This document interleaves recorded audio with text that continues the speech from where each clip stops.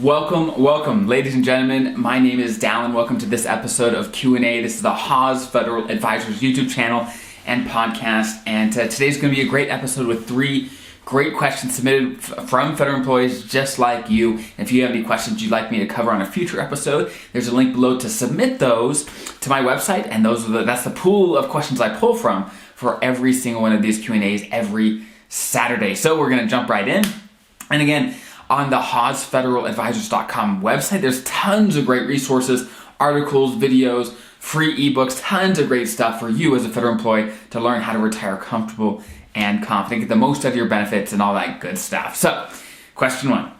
They say, can I retire at age 57, which is their MRA, their minimum retirement age, postpone my pension until 62, and still be able to get around the 10% penalty for early withdrawals from my TSP between age 55 and 59 and a half. So let's break this down. Short question, but a lot of things built into this. So it sounds like they are trying to retire at 57, their minimum retirement age, but there's one big downside with an MRA plus 10 retirement, and that is there is a penalty to your pension. Your pension is reduced for every year that you retire early. So because of that, what you can do is postpone your pension. So in this case, he would be postponing until age 62, and that penalty, that reduction would go away. So long story short, he can retire at 57. Now, he wouldn't get a pension until 62, so there'd be a 5-year gap, but he would be able to retire and get a pension later, right? And his question here, he's asking, hey, if I do this, if I retire at 57, I delay my pension until 62, can I still access my TSP before 59 and a half? Now, that's a whole different rule. Long story short, as long as you retire after the year you turn 55, as long as you leave service after the year you turn 55, then you can actually get into your TSP without the normal 10% penalty that applies before 59 and a half. So let me kind of walk you through this. So if you are 53 and you take money from your traditional TSP, you have to pay taxes on it plus a 10% penalty. But again, if you leave service after the age 55, this 10% penalty goes away. You don't have to pay it, which is awesome. So the answer to his question is yes, you can do this. As long as you retire, leave federal service, no matter what your pension's doing, as long as you retire after the year or in the year of 55 or later, then you can access your TSP without that 10% penalty, and you're good to go. Again, if you want to learn more about, again, this penalty, or about postponed retirement, any of these things, if you just Google Haas Federal Advisors, then the topic, tons of my articles pop right up to Google, so definitely check that out. You'll find a bunch of articles, or go back to my website. They're all there as well. Okay, question 2.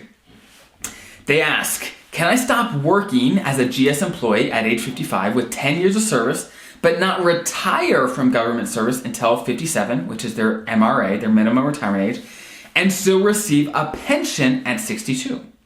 Or do I have to have continuous employment till 57 to be eligible? So this is a great question. So to be able to answer this question well, we have to understand there's multiple different types of retirement, right? They just ask, can I be eligible to retire? Well, it depends what type of retirement we're talking about.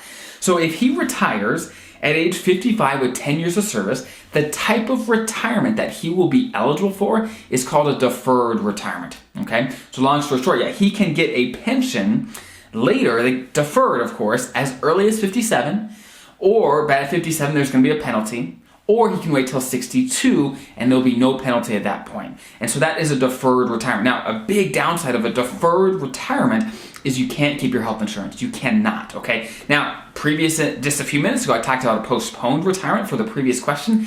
These two things are completely different. Now, they sound similar, they're different. So if you, again, Google Haas Federal Advisors, deferred retirement versus postponed, it'll pop right up. You could check that out.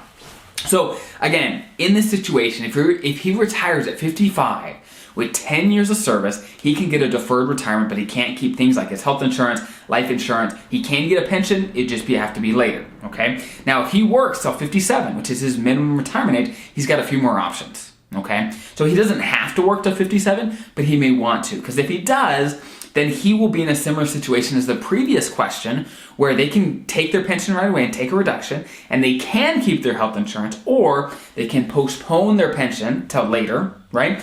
And during the gap, they won't receive a pension and they won't have their health insurance, but they'll be able to start both of those up later. So I know there's a ton of information there. It may sound confusing. Definitely look at my articles on postponed retirement, deferred retirement, if these topics are relevant for you. Okay, last question here.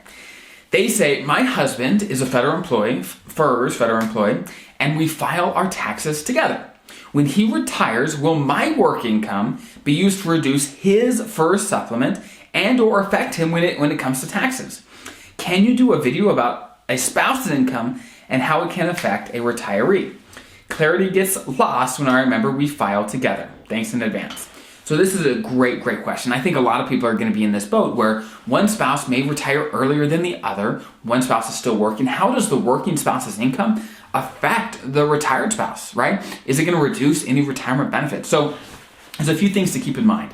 And most couples do file jointly, which often makes the most sense, right? So the short answer when it comes to your taxes is your income is still going to be counted together for income tax purposes, right? Both of your income, they're going to add it together and you're going to be taxed on that. Now, what she is referring to is your first supplement, right? Which can be paid between your minimum retirement age and 62. If you don't know what a first supplement is, again, check out my website. There's tons of stuff on the first supplement there. Basically, if you go take another job or you start a business and you're also receiving the first supplement, then your first supplement will be reduced. They'll pay you less because the government basically says, hey, you're working another job, you may not need this, we're going to reduce it, okay? Now, what she is asking is, I'm going to be still working. My spouse is going to retire as a federal employee. He's going to receive the first supplement. Will my income as a non-retired spouse, will that affect his first supplement? And the answer is no, it will not. It will not. The only income that they're going to look at when it comes to reducing that first supplement is the retiree's income, right? And they only look at earned income. And the definition of earned income is basically from a W-2 job or if he went and started a business or something like that, right? So, and the same thing applies for Social Security. So if you didn't know, if you take Social Security before your full retirement age, and you're still working, then your Social Security will be reduced in a very similar way as your first supplement. Now, again, they only look at your income, not your spouse's, which can be good news if your spouse wants to keep working and you want to retire and get these income sources from retirement. So it's good news. Long story short is a working spouse's income is not going to affect a retiree's income. Now, taxes-wise, you're going to pay taxes together, so they're going to add up all the taxable income coming in for both of you, and you will have to pay income taxes. But when it comes to the reductions that you might see on Social Security or the first supplement, they only look at the retiree's income for that. So I hope that makes sense. If you have any follow-up questions, put in the comments below. And there's tons of great, incredible federal employees that are here in the community I love how you guys help each other, answer each other's questions. It does everyone a great amount of good. So have a great rest of your day. And I guess it's the first of the year. It's January 1st when this is published. I'm not recording this on January 1st. But I hope you guys have an incredible, I was about to say rest of the year, but incredible beginning of your year. And I just feel 2022 is going to be a great year for all of us. So have a great rest of your day. We'll talk soon.